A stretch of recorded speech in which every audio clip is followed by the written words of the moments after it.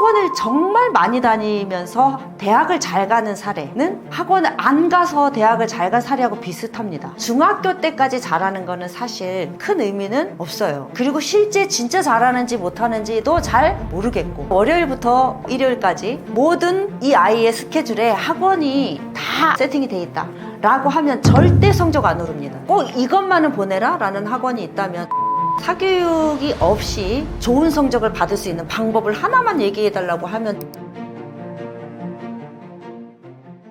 안녕하세요. 입시 읽어주는 엄마 이춘희입니다. 저는 입시 읽어주는 엄마라는 유튜브 채널을 운영하면서 우리나라 입시에 대해서 고민하는 그 후배 학부모님들을 위해서 먼저 아이를 대학에 보낸 엄마의 입장에서 후배 학부모님들이 시행착오를 겪지 않도록 제가 경험과 어떤 지식 이런 것들을 좀 나누고 싶어서 입시 읽어주는 엄마라는 유튜브 채널을 운영하고 있어요. 그리고 작년에는 입시 읽어주는 엄마라는 그 책을 출간을 해서 베스트셀러에 오르기도 했습니다.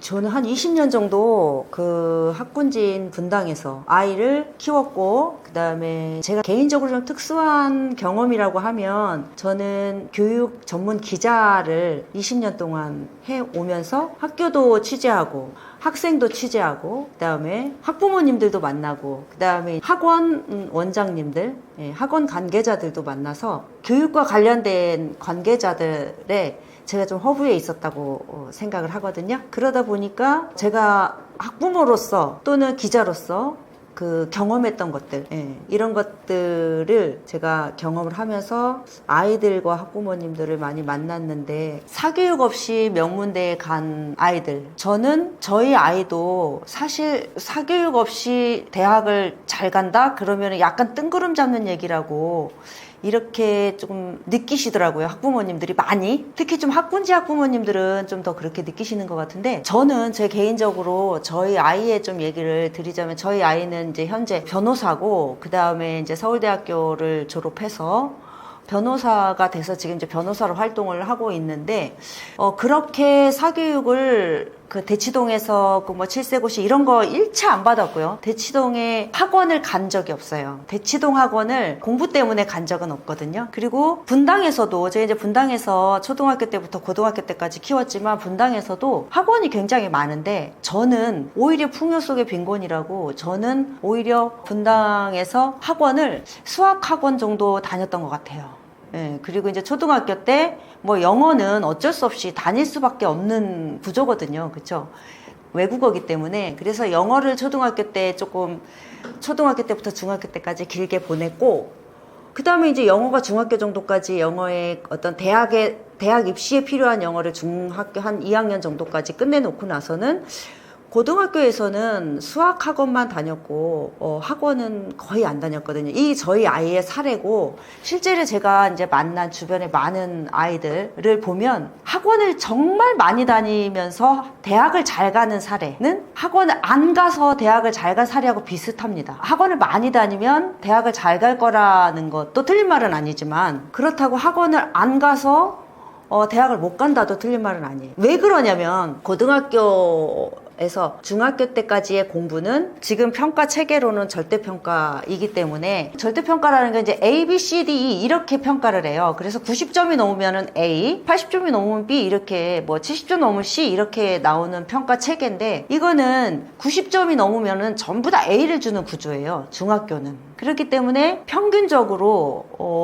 중학교에서 아주 낮아도 30%, 최하 30%가 A고 많게는 60%까지 A를 주거든요. 왜냐면 우리 학교 아이들만 문제를 어렵게 내서 우리 학교 아이들이 A가 많이 없어. 그러면 이제 학부모님들의 컴플레인도 있고, 또 특목고나 자사고 들어갈 때 불이익을 받기도 하기 때문에 A를 많이 주는 경향이 있고, 중학교 때는 그렇기 때문에 평균적으로 한 40~50%는 A를 받는다라고 생각을 하셔야 돼요. 그런데 이제 고등학교에 올라가면, 지금 현재 고등학교 1학년 아이들부터는 10%만, 그러니까 상대평가로 바뀐다는 거죠. 상대평가로 바뀌기 때문에 10% 안에 들어야지 된다는 거고, 다른 애를 이겨야 돼요. 돼요. 다른 애를 이겨야 우리 아이가. 그러니까 중학교 때는 싸울 필요가 없었다면 이제 고등학교 때는 이제 서바이벌인 거죠. 이렇게 이제 체계가 달라지기 때문에 고등학교 때는 이렇게 이제 서바이벌이기 때문에 고등학교 때 잘해야 돼요. 중학교 때까지 잘하는 거는 사실 큰 의미는 없어요. 그리고 실제 진짜 잘하는지 못하는지도 잘 모르겠고, 엄마 입장 이거는 이제 좀 많이 그 예전에 학부모님들은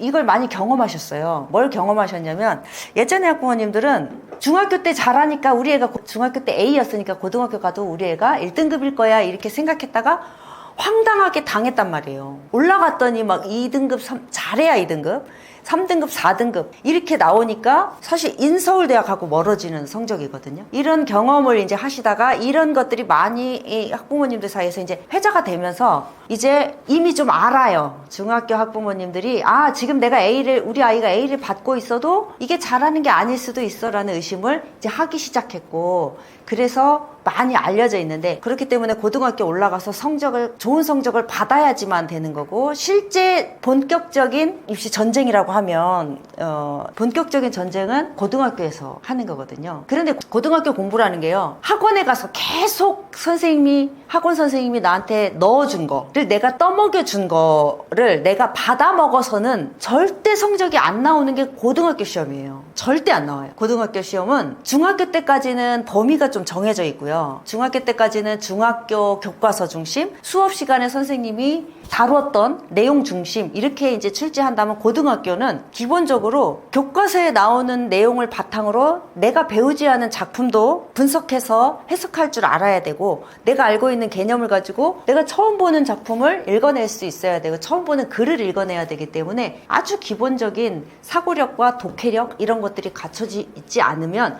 암기로는 절대 안 되는 게 고등학교 시험이기 때문에, 사교육을 고등학교 때 월요일부터 꽉 차 있거든요, 아이들이. 그래서 월요일부터 일요일까지 모든 이 아이의 스케줄에 학원이 다 세팅이 돼 있다 라고 하면 절대 성적 안 오릅니다. 이건 중학교 때까지 얘기예요. 학원의 도움을 받아서 성적이 오르는 거는 중학교 때까지 얘기다.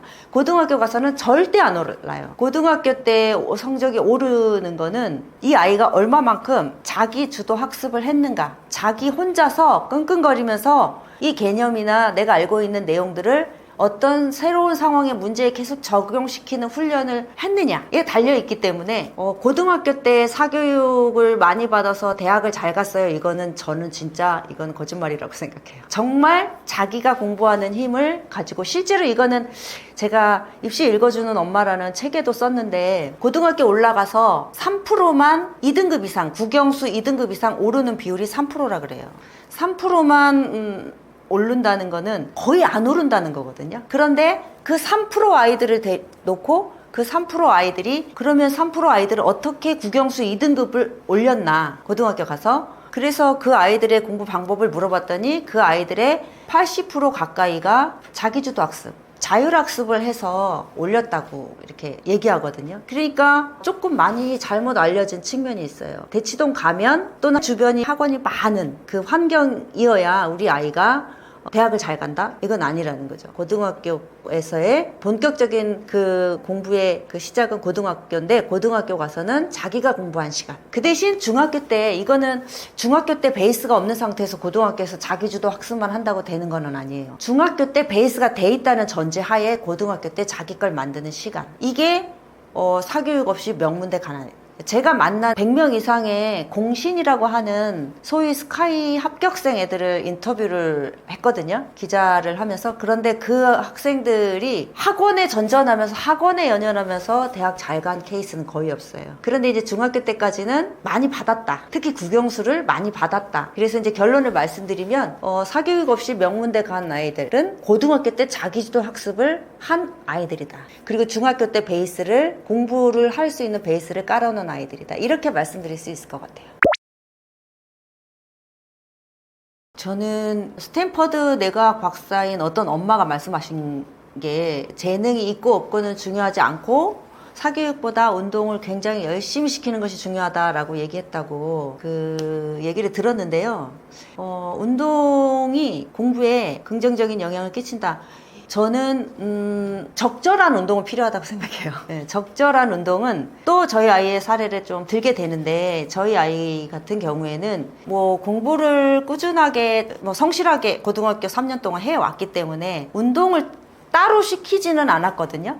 따로 운동을 시키지는 않았는데 학교 교육과정이요, 굉장히 잘 짜여져 있습니다. 학교 교육과정이 우리는 굉장히 모든 걸 사교육에서 해결하면 잘한다고 생각하는데, 저는 학교를 취재하고 학교 교육과정을 좀 탐구하고 분석하고 연구하는 사람으로서 학교 교육과정이요, 굉장히 완벽하게 짜여져 있어요. 그런데 문제는 그 교육과정을 잘 활용하지 않는다는 거거든요. 근데 그 교육과정에 뭐가 있냐면 학교 방과 후 스포츠 클럽이라고 있어요. 그거는 초중고 다 있거든요. 근데 그 스포츠 클럽도 모든 스포츠 항목을 전부 다 학교에서 다루고 있어요. 그래서 저희 아이 같은 경우에는 고등학교 3년 동안 배드민턴 클럽을, 학교 방과 후 스포츠 클럽에 3년 동안 배드민턴 활동을 하면서 아침에 집에서 7시에 나가면 밤 10시까지 학교에 매여 있게 되는 게 고등학교의 일상이에요. 우리나라 고등학생의 일상.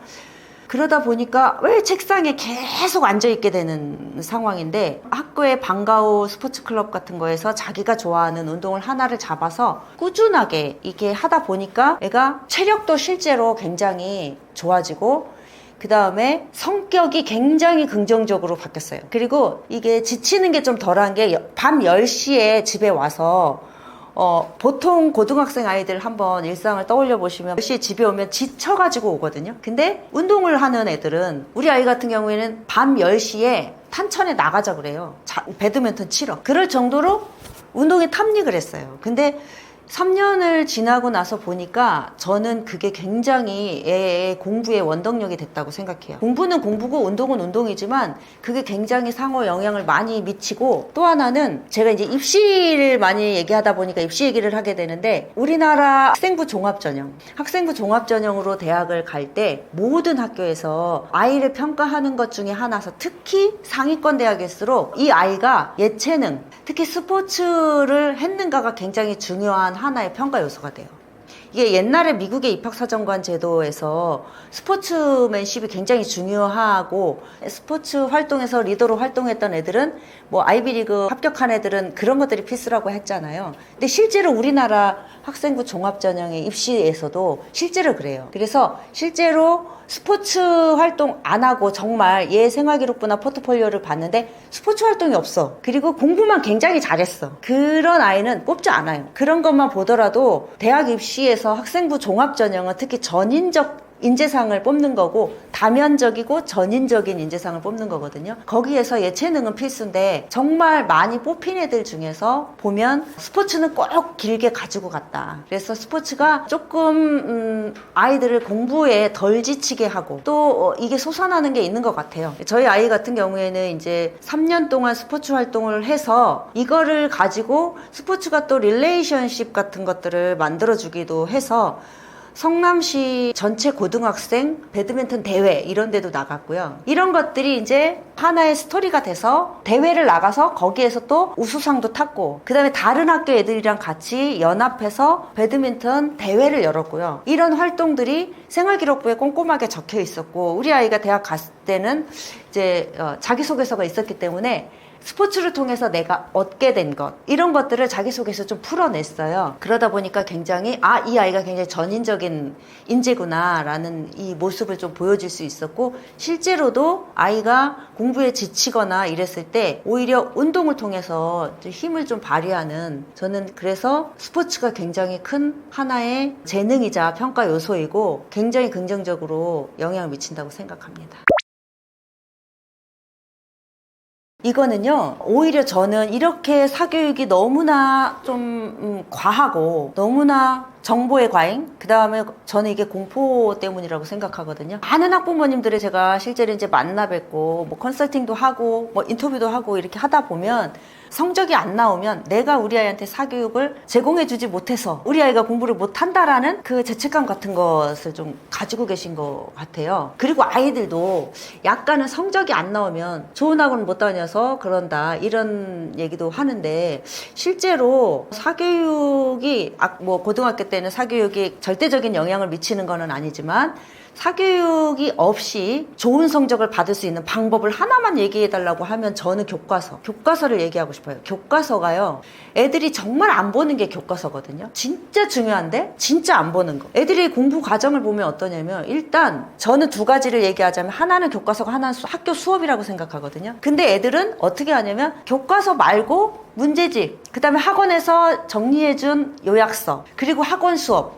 이 메인이 그쪽으로 가 있어요. 그게 아니라 정말 문제는 학교 선생님이 출제하고, 그 다음에 학교 선생님은 기본적으로 교과서에서 출제해야 되고, 학교 수업은 그 교과서를 가지고 하거든요. 근데 교과서는 기본이니까 외의 것을 자꾸 보려고 하는데, 당연히 그 외의 것도 봐야 되지만, 교과서에서 가장 기본적인 거, 가장 기본적인 개념, 가장 기본적인 개념을 교과서에서 다루고 있고, 선생님은 교과서에서 문제를 출제해야지만 되거든요. 학교 선생님은 교과서에서 출제해야 돼요. 우리가 참 보면 기본을 많이 안 하고 그 다음에 주변에 굉장히 관심이 많은 것 같은 생각이 들어요. 그래서 교과서를 꼼꼼하게 보고, 교과서를 가지고 교과서의 구성을 보면 각 단원으로 크게 책 전체에서 도달하고자 하는 목표가 있고, 그 목표를 도달하기 위해서 쪼개거든요. 그 단원을 쪼개서 그 단원마다 또 목표가 있어요. 그걸 다 쪼개서 구성해 놓은 게 교과서인데, 그 수업에서는 그 단원의 핵심 개념을 다루고 있는데, 시험 문제는 그 개념을 얘가 알고 있는지 모르고 있는지를 확인하는 게 시험이에요. 학교 시험. 그런데 그 다루는 개념을 어떤 새로운 환경이나 새로운 상황을 설정해 놓고 이걸 얘가 알고 있는지, 쓸 수 있는지를 확인하는 거기 때문에, 그 쓸 수 있는지 여러 사례는 문제집에서 볼 수 있지만 핵심 개념은 교과서에 있다. 그래서 저는 문제집을, 학원에서 나누어진 문제집을 보기 전에 교과서에 나와 있는 내용을 가지고 나만의 개념 노트를 만들어라. 선생님이 학교 수업에서 다루었던 내용을 중심으로. 수많은 학교 선생님들을 제가 인터뷰를 해봤는데, 학교 선생님뿐만이 아니라 이거는 교육 전문가, 학원 선생님들도 애들이 왜 교과서를 안 봐요? 진짜 너무 답답해서 정말 많이 하시는 말씀이, 교과서를 보라고. 교과서를 들여다보는 애가 별로 없어요. 의외로 이렇게 얘기하시거든요. 그래서 사실 공부를 잘할 수 있는 것은 오히려 사교육하고 반대. 사교육은 왜 애들이 교과서를 안 보냐면, 학원에서 나눠준 문제가 너무 많은 거예요. 풀어야 될 문제가 너무 많은 거예요. 풀어야 될 문제가 너무 많고, 그 다음에 학원에서 나눠준 자료집, 이런 것들 봐야 할 게 너무 많으니까, 이 학원은 수업이 1시간에 10만 원짜리 수업이고 학교 수업은 무료 수업이에요. 그럼 이 10만 원짜리 수업을 위해서 선생님이 나한테 만들어준 것, 그거 엄청 중요하다고 생각하잖아요. 그것 때문에 시간이 뺏기는 거예요. 교과서를 볼 시간이 뺏기는 거예요. 그래서 따로 교과서를 본다기보다는 예습하거나 복습하거나, 그 다음에 뼈대를 잡을 때는 반드시 교과서를 가지고 학교 수업을 중심으로 개념을 잡는다라는 생각으로 이 작업을 해주시면, 그 다음에 응용이니까. 사교육은 응용이잖아요. 사교육에서 개념 가르쳐주는 게 의미 없잖아요. 그러니까 그렇게 교과서를 기준으로 항상, 학원은 내가 돈을 내고 서비스를 받는 거기 때문에 학원에 끌려다니지 말고, 학원은 내가 끌고 가야지 되는 거지. 내가 필요 없으면 안 듣는 게 학원이거든요. 나한테 도움이 절대적으로 돼야 되는데, 나한테 도움이 안 된다고 판단하면 학원도 안 다닐 줄도 알아야 되고 판단할 수 있어야 되거든요. 그렇기 때문에 학원에 내가 너무 끌려다니고 있지 않나. 학원은 또 말이 세요. 학원의 특징은, 학교 선생님들은 말이 약한데 학원은 힘이 세고 말의 힘이 세요. 그래서 또 비쌀수록 힘이 셉니다. 그래서 그런 좀 허상에서 벗어나시는 길이 사교육 없이도 공부를 기본에 충실할 수 있는 방법이다라는 말씀을 드리고 싶습니다.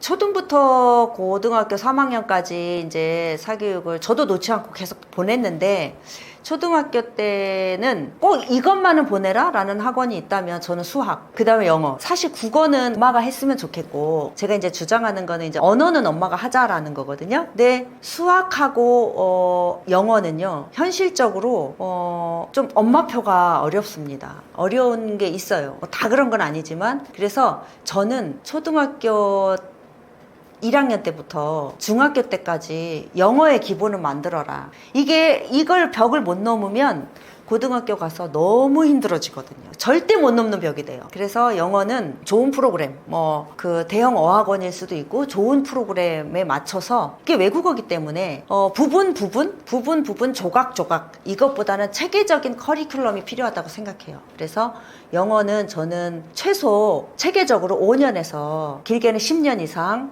꾸준하게 놓지 않고 해야 된다. 영어 독서가 중요하다라고 얘기를 하지만 그 영어 독서가 되기 위해서 기본적으로 알아야 될 영어의 이거는 저는 뭐 꼭 시켜야 한다면 이건 반드시 시켜라 라고 하고 싶고요. 그 다음에 이제 수학. 제가 만난 많은 수학 전문가, 수학 학원 원장님이시기도 하고 수학 선생님이시기도 하고 학교 선생님이시기도 한 수학 전문가들을 보면 제가 궁금해서 항상 여쭤보면은 우리 애는 안 시켜요. 우리랑 구구단 외우기 안 시켜요. 뭐 수학을 왜 시켜요? 이렇게 얘기하시거든요. 근데 그거는 그분이 전문가기 때문에. 저도 사실 저는 이제 국어를 전공했고 그렇기 때문에 제가 아이한테, 저희 아이가 서울대 국문과를 다녔는데 저는 아이한테 국어를 가르치지 않았어요. 그런데 애가 국어를 잘하더라고요. 그래서 이거는 어떤 전문가 분은 그냥 아빠나 엄마가 가진 것이 아이한테 좀 흘러가는 것 같아요. 그런데 그 외에, 그 특별한 경우 외에는 단계별로 시켜야 될 게 반드시 필요하다. 초등 저학년 때까지는 사고력 수학,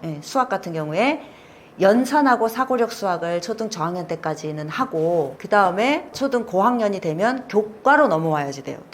교과라는 게 이제 학교 성적이거든요. 굉장히 아이가 창의력은 뛰어나고 새로운 문제 유형 엄청 흥미로워하고 이런데 학교 성적은 좀 안 나오는 애들이 있어요. 그렇기 때문에 우리나라는 초등학교 고학년 정도 되면 모든 게 입시에 맞춰지게 돼요. 굉장히 우수하고 똑똑한데 그 아이가 대학을 못 가면 똑똑하다는 걸 인정을 좀 못 받는 분위기잖아요, 우리나라는. 그렇기 때문에 부모라면 초등학교 고학년 정도 되면 입시가 어떻게 흘러가고 있고 입시에서 어떻게 아이를 선발하고, 그러기 위해서 고학년 때부터는 체계적으로 공부를 시작해야 된다. 대치동에서 초등 저학년 애들 데리고 초등 의대반 뭐 이렇게 막 이런 것도 이슈가 됐잖아요. 그렇게까지는 안 하셔도 초등 고학년 때부터 체계적으로 사교육을 받아야 된다면 저는 수학에 좀 힘을 쓰셔라, 이 얘기를 현실적으로 드리고 싶어요. 그리고 고등학교 올라가서도요, 중학교에서도 고등학교의 선행도 필요합니다. 선행학습 없이 공부 잘했다 이거는 욕먹어요. 제가 이렇게 얘기하면 선행 안 해도 돼요 이러면은 욕먹어요. 실제로 많은 아이들이 80~90% 이상의 아이들이 1년 이상 선행을 하고 있고, 대치동에 수많은 그 빠른 애들은 초등학교 5, 6학년이 지금 고2, 3 뭐 수능 과정까지도 끝낸 아이들도 있어요. 그게 좋은가 안 좋은가를 떠나서 일단 선행은 현실이다. 그래서 수학 같은 경우에는 체계적으로 하시되 선행학습도 일정 수준은 시켜야 된다라고 생각합니다. 저는 참 우리나라 입시가 너무 힘든데 그 아이들이 수많은 학부모님들과 수많은 아이들 만나면서 공통적으로 그 엄마와 아이들이 가지는 감정의 그 곡선 이런 게 있더라고요. 그게 뭐냐면 기대로 시작해서 그 다음에 실망하고 그 다음에 절망하고 그 다음에 다시 추스리시고 그 다음에 또 기대하고 또 추스리시고, 이 과정에서 이런 과정을 감정의 어떤 곡선 이런 거를 입시를 앞두고 겪거든요. 엄마가 내가 혼자 겪는 어떤 일이면은 모르겠는데 아이하고 같이 겪는 거고, 공부는 결국 아이가 하는 거기 때문에 그거를 부모님들이 그 과정에서 아이와 함께 그 긴 여정이거든요. 저는 터널이라고 많이 표현을 하는데 슬기롭게 그 과정을 잘 헤쳐나가시기를 바라는 마음으로 마무리를 하겠습니다.